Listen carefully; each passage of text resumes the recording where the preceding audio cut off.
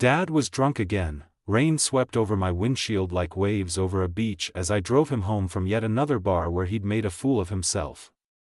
He wasn't the drunken brawler type, no. He was a crier. He'd sit at the bar with his head on the table and just start sobbing, wailing, bringing down the whole mood of the place. Even now, he shifted between crying and sniffling while staring out the passenger window, and half-conscious states where he couldn't muster the mental coherence to even register such complex emotions. At one point, he even leaned over the center console and tried to hug me, almost making me jerk the steering wheel. "Dad, no. Christ, I'm trying to drive, here." I snapped at him. "Keep on your half of the car or I'm pulling over." Like a loyal dog, he recognized the tone of my words even if not their meaning, and shrunk back sheepishly. Since I was in elementary school, people told me I was remarkably mature for my age. But you kind of have to be, when you're forced to act like the parent of the family. The road traveled parallel to our sole local river, the one the school kids all called the Devil's Gutter. It snaked in and out of sight behind the tree line, as if it liked to taunt every driver that passed. The damn thing was evil, I knew, but I couldn't help but feel a certain nostalgic fondness for it. It was the only thing offering any sense of danger and mystique to what would have otherwise been the least interesting small town in the country. From a glance, it seemed mild, shallow, and narrow enough to make it across with a leap. There was no way of telling that it was actually hundreds of feet deep, that the undercurrent was stronger than an Olympic swimmer could withstand, that the banks were undercut and impossible to climb back up once you were in, that the carbonated water had intricately carved networks of hundreds of channels and caves deep into the limestone. Misjudge your leap, and you'd be seized by the undercurrent, dashed against the rocks, plunged deep into some dark cave within which your body would be preserved forever, pinned to a wall or ceiling of stone like some macabre decoration, the gutter features in our every folktale and ghost story. When I was a kid, we liked to tell the tale of old Bart O'Neill, a 19th-century prospector whose cat was apparently very popular with the neighborhood toms. Every time she'd get knocked up, it was said, he'd gather up the kittens into a burlap sack and toss them all into the Devil's Gutter, at least, and this was when whoever was telling the story would lower their voice to a whisper, until they found his body in his bed, shredded by hundreds of small claws. His eyes had been clawed out, his fingers bitten off like carrots, his ribcage torn open. And within his chest, the police found dozens of tiny poops. That's right. According to legend, the spectral kittens had used his chest cavity as a litter box. That was all made up, of course. The crude invention of imaginative schoolboys. But I have looked through old newspapers, and found that someone named Bart O'Neill really did disappear from town a long while ago. No gory details, just up and vanished. The only oddity I noticed was that, when his cat was found still locked up in a cage in his shed a week after his disappearance, it was well fed, as if somebody had been sneaking in and caring for it. See, this is why I hate taking this road. With every glimpse of that river, my mind always wanders back to old memories, terrible memories, ones that would have been better left forgotten. It ignites a fire in me, a sort of morbid curiosity I've come to dread, but then Dad broke my line of thought with a long, obnoxiously loud groan. And then I was thinking of the first time I had him in my passenger seat, when I was some anxiety-ridden kid, no older than 15, didn't even have my driver's license yet, my hands shaking late that New Year's night as I struggled to dodge all the other drunk morons swerving all over the road. New Year's was always the worst night for him. This would have been our anniversary. He was groaning. It would have been our 15th. I got over what happened to Mom over a decade ago. Why couldn't he? We aren't the only people who've experienced loss, anyway. When I was growing up, the whole town mourned the death of Annabelle, captain of our high school cheerleading squad. She had tried to jump the gutter, and even cleared it. But there'd just been rain, and the muddy opposite bank gave way beneath her feet, and she went right in. Crazy thing was, 15 minutes later, they got a ping from some SOS beacon her mother had made her wear. They took this as proof she'd made it out alive but injured, and triggered a frantic search of the surrounding area, with no luck. There were rumors, however improbable, that she'd found her way into an air pocket somewhere in that limestone cave system, just close enough to the surface that just one of her desperate calls for help managed to make it through. Sometimes I picture her down there, in a kind of darkness I cannot fathom, struggling to keep her head above the water. I wonder if she knew that surrounding her, somewhere in the dark, were the corpses of those who had been pulled into those caves before her. I picture a gaunt, bleached hand brushing her ankle as those currents carry one by.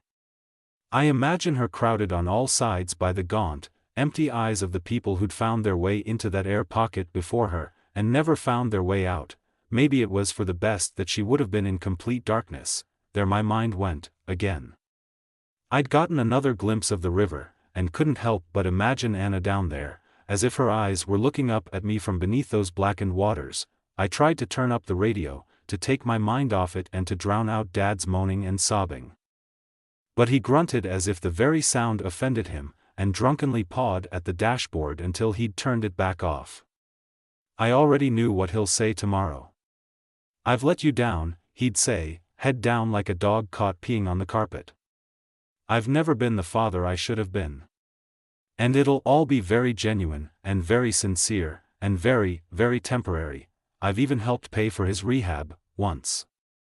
He'd been found choked half to death on his own vomit. This is a wake-up call," he'd said. "I'm finally ready to be the dad you've always needed me to be." A few grand seemed like a small price to pay to have my dad back. And indeed, for a few months of sobriety, he was the best dad on earth. The best I ever could have asked for. And then came New Year's again, and it was suddenly like none of it ever happened. My eyes glimpsed a cross set up along the gutter, a bouquet left at its base. I knew exactly who it was for. When I was in 4th grade, Bethany, a little girl who went to the same school as me, was swallowed up by the gutter. Her father was the only one who witnessed the accident, and there'd been some suspicious circumstances. I don't really remember, something about marital issues, custody, that sort of thing. Point was, everybody suspected him. But what proof did we have? The gutter never parts with its secrets. 3 years or so later, her dad just up and vanished, too. Nobody thought much of it, at first. Everyone assumed he got tired of the side eyes and just skipped town. But then, months after everyone had forgotten the whole business, someone started sending around a voicemail he'd apparently sent out at 3 in the morning. The night he disappeared, it had apparently been sent to some random coworker from his contacts list. An accident, clearly. The first minute or two just consisted of the sort of rustling you'd expect from a pocket dial, so they hadn't thought much of it. It hadn't been until their curiosity drove them to investigate deeper that they realized they could hear the dad's heavy, belabored breathing, and the sounds of twigs and leaves crackling beneath his feet, as if he were wandering through the middle of the woods. Moreover, off in the distance, they could hear another voice. The faint voice of a little girl, bubbly and giggling, like they were playing a game. "Daddy?" The voice kept crying out into the night. "Daddy, where are you?" They noticed, too, that you couldn't hear any crickets or birds or anything else you'd expect out in the forest at night. Everything was dead silent, like all the creatures of the wood sensed the presence of a predator. The dad's breathing grew heavier and more panicked whenever the voice grew louder, nearer, but it remained stifled, as if he was desperately trying to keep quiet, remain unnoticed. Eventually, she was so close that you could hear her little footsteps in the leaves, and the dad didn't even dare to breathe. And then, the sound of branches being parted, the father's gasp, and that little voice laughing and declaring in a sing-song tone, "Dadaddy, I found you." And at that exact moment, the voicemail reached its time limit. The cop's official line was that it was a fake, just some audio doctored up by bored teenagers to feed into the sensationalized mythology of the Devil's Gutter. But Bethany's remaining relatives swore up and down that they recognized that giggly little voice. That it was unmistakable. Lost in thought, I blinked, and somehow, in that instant, a woman appeared in the middle of the road. I can't remember the next few seconds. It was as if I'd time traveled. One moment, I was driving along, and the next I was stuck in a muddy ditch on the roadside, the hood just inches away from an oak tree sturdy enough to have bisected my car. And Dad was screaming like a madman, incoherently at first, but then congealing into a name. Jessica.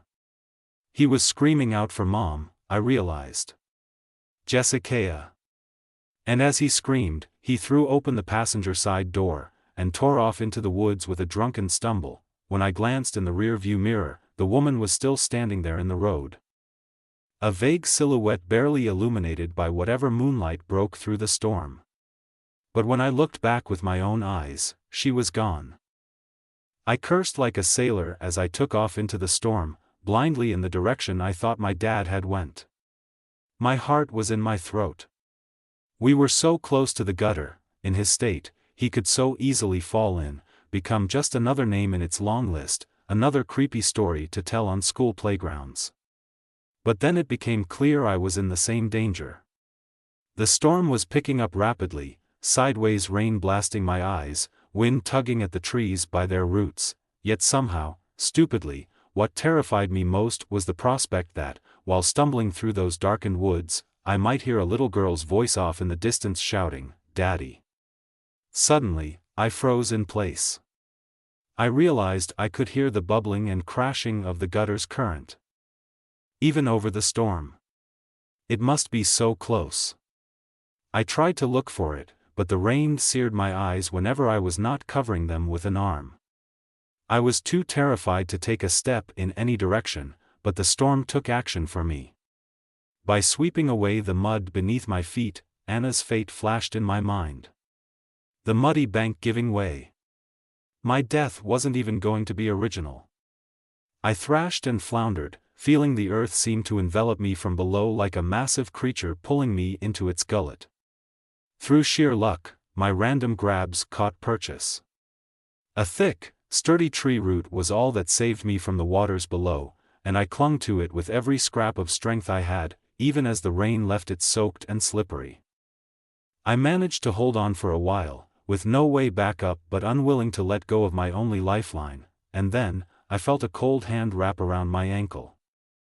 My body tensed with such horror that I lost my grip in an instant, and those cruel waters had me. They seemed to toy with me for a while, spinning me about under the surface as I curled up into the fetal position. The shock of the frigid cold caused me to suck down a breath instinctively, filling my lungs with water. As I scratched at my chest, my eyes opened for just a split second. On either side of me were those thick, limestone walls, pockmarked with the black abysses that were caves. And that limestone led down below, far below, disappearing into that infinite, inky blackness beneath me. The experts' guesses must have been wrong. The gutter couldn't just be a few 100 feet deep. It had to be a mile, at the very least. Just looking down into that darkness, I felt the same sense of vertigo as I'd felt looking down from the roof of the Empire State Building, that, and an overwhelming sense of things looking up at me, staring back. It reminded me of joining the theater group as a kid, standing on a stage for the first time and realizing that there were over 100 pairs of eyes on me, watching me, expecting a performance. Except this time, I knew they were here to watch me die. Watch me become one of them. Sink down, far below the surface, and join them in all that darkness. Never to see sunlight again, except vaguely through the surface of the water, miles above my new home. But even that didn't terrify me quite as much as the prospect of landing in one of those caves. Even as the undercurrent bashed me savagely against rocks, and my lungs cried for air, my only focus was avoiding them. I swear I could see bloated arms and grasping hands, reaching out from the dark of each cave, grasping for me as I passed by. As if each occupant was lonely, desperate for a companion in their eternal resting places. Suddenly, the current bashed my head against a rock, and from then everything was abstract and fuzzy. I could only muster a single coherent thought. "Please, not here," it went. "Don't let me die here." Somehow I knew that if I died beneath these waters, my soul would never break the surface. As if to answer my prayer, a pair of arms settled around me. Not the cold, grasping claws reaching from the caves, but something warm and comfortable, embracing me, cradling me close in a way that told me everything would be okay. Again, the next few seconds were a blur. I have no explanation for how I ended up back on the shore, shivering from the freezing waters and hacking, retching, emptying the water from my lungs upon the mud. All I know is, when I looked up, a bolt of lightning briefly illuminated the stone memorial looming above me, upon which read, INSS, I know everything about the mythology of the Devil's Gutter, because I was part of it. My family is one of the ones the school kids whisper about, the ones they make up wild stories and creepy theories about. Terminal cancer, they'd say around campfires, that was so horribly painful that not even the morphine could do anything for her. She'd been a painter, you know, always drawing portraits of the gutter. She was the only person who thought it was beautiful, not evil. So the legend goes. She begged her husband, please, take me to the river. Let me become part of it. I don't want to hurt anymore. They say that they did it on their anniversary. New Year's Day, I heard a long, choking rasp. For a moment, I was almost relieved. I thought it was another of my father's drunken groans. Then I realized it was coming from the river itself. I turned, and beheld a dozen hands reaching out over the side of the banks, unnamable things pulling themselves up from the waters.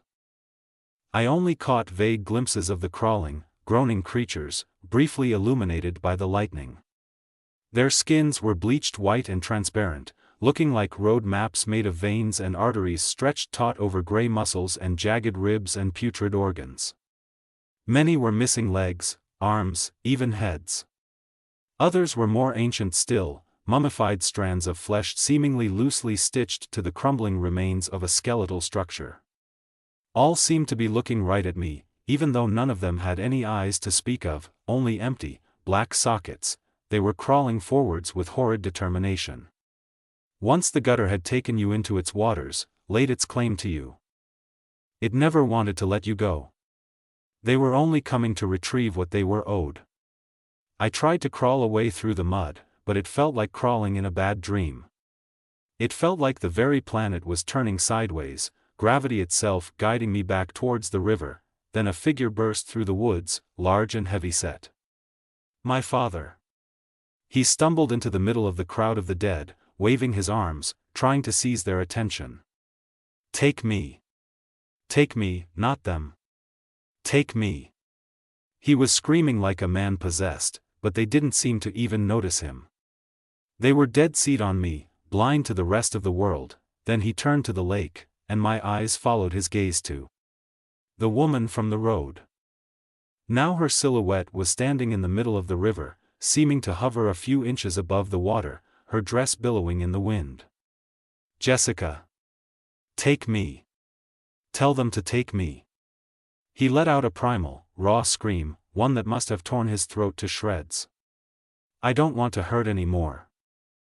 She calmly beckoned him with a finger, and in that moment, he knew what he had to do. He didn't even hesitate. He went sliding down the bank, and for a moment, he seemed to stand upon those bubbling, surging waters just like she did. His arms were stretched wide as he stumbled forward, as if ready to embrace her. And then I blinked, and they were gone, so too disappeared that legion of the dead. It seemed like they'd accepted the trade. One soul for another. The gutter always took its due. It would have been easy to tell everyone that my dad had just stumbled stupidly into the gutters during another of his drunken stupors. But I wanted people to remember his sacrifice. I weaved some tale of me falling in, and him jumping in after me and hoisting me out, even at the cost of his own life. It didn't make a lot of sense, I must admit, and some people even suspected me for a while. But eventually, everybody just accepted the idea of him being a hero in his last moments. Getting some redemption in the last. People like when stories get wrapped up in neat little bows. Sometimes I still dream about the two of them.